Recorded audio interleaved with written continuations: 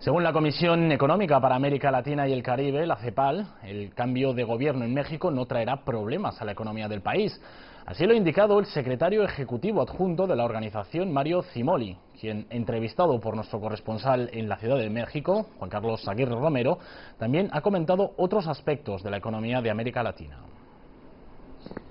¿Qué tal? Saludos, les acompaña Juan Carlos Aguirre Romero desde Ciudad de México en esta entrevista especial con el secretario ejecutivo adjunto de la CEPAL, Mario Cimoli. Gracias por estar con nosotros. Gracias a ustedes, un gusto. Bien, entremos en materia. ¿Cómo está América Latina en materia de inversión extranjera en este momento y obviamente también el Caribe? A ver, América Latina, con los datos que hemos presentado en el último reporte de CEPAL sobre inversión directa extranjera presentado aquí en México, los primeros datos, los datos indican que hay una disminución de menos 3,6%, un valor que va en línea con lo que está pasando globalmente. A nivel global una disminución del 23%, o sea, América Latina con menor intensidad se comporta como se comporta el mundo. Lo interesante es que ese comportamiento no es igual entre los países.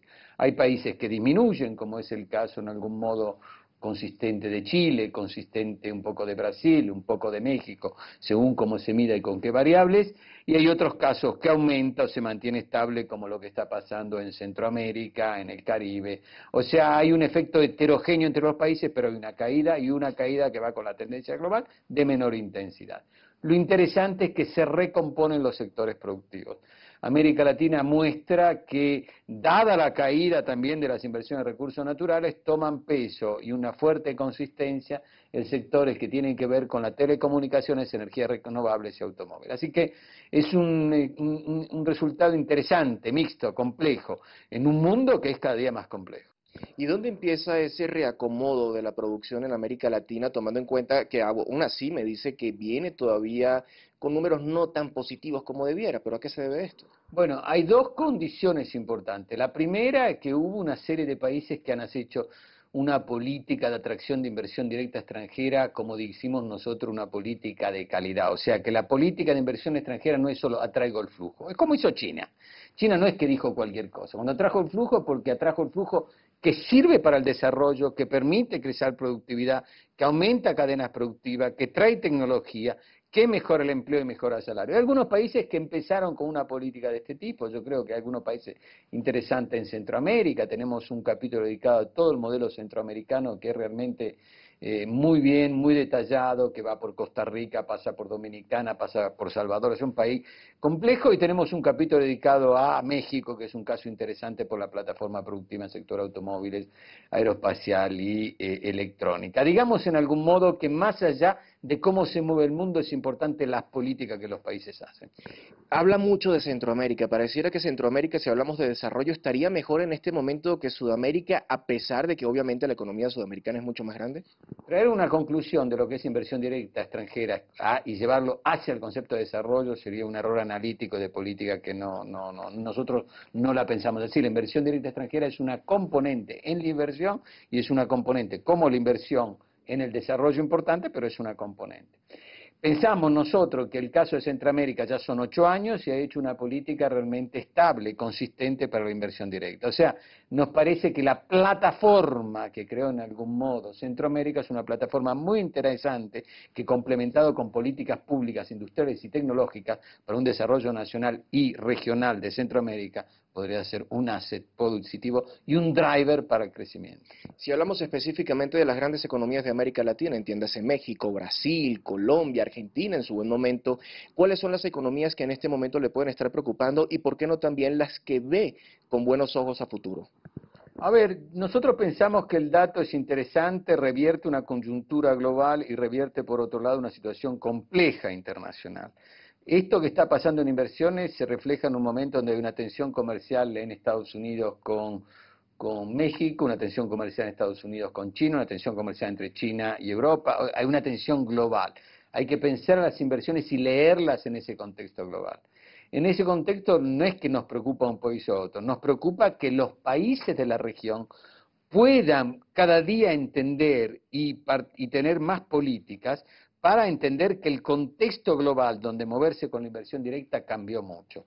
los drivers domésticos, los drivers internos, los drivers nacionales van a jugar un peso cada vez más importante.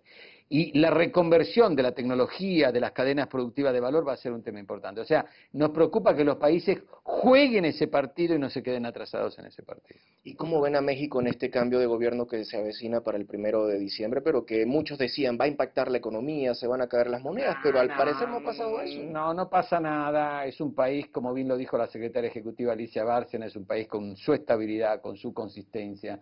Es un país que muestra que ha vivido un proceso electoral muy avanzado, o sea, no nos preocupa. Evidentemente los gobiernos cambian, este es un gobierno que está preocupado por generar una base industrial y tecnológica productiva, de reformar el sistema de asistencia social.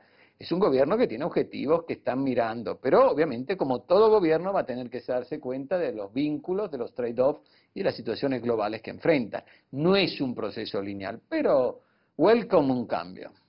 Hablemos del Telecan que usted nombraba anteriormente. Se habla precisamente de que esta tensión ha generado ciertos problemas, tal vez en la economía mexicana, en otros países, pero desde la CEPAL, ¿qué tan preocupante ven esta falta de decisión? Mire, no hay decisión, por ahora el impacto es mucho menos de lo que se ve, es mucho más el impacto de la reforma fiscal de Estados Unidos, la disminución de la imposición fiscales, eso está atrayendo muchos capitales, no he dicho que van a ser capitales para el sistema productivo, para invertir, pero que los capitales y la reutilidad de muchas empresas, las tecnológicas, están volviendo a Estados Unidos.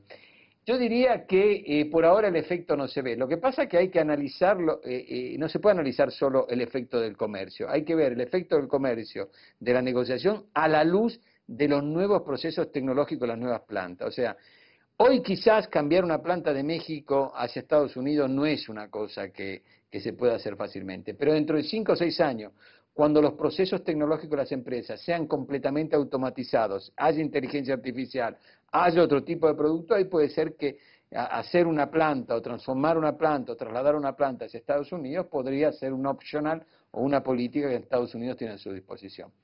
Hoy como hoy, lo importante es saber que los drivers, los juegos de la política en el territorio nacional y regional para América Latina son más importantes que antes.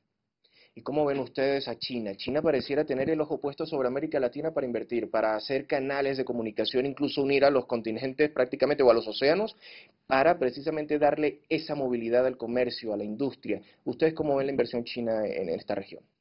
China en el 2010 tenía una inversión de aproximadamente 10.000 millones, esa inversión a partir de 2010 creció y hoy sigue aumentando año a año, pero no está aumentando en las dimensiones que puede ser la europea, la americana. Como bien vimos, los stocks y los flujos europeos son mucho más altos, los americanos también.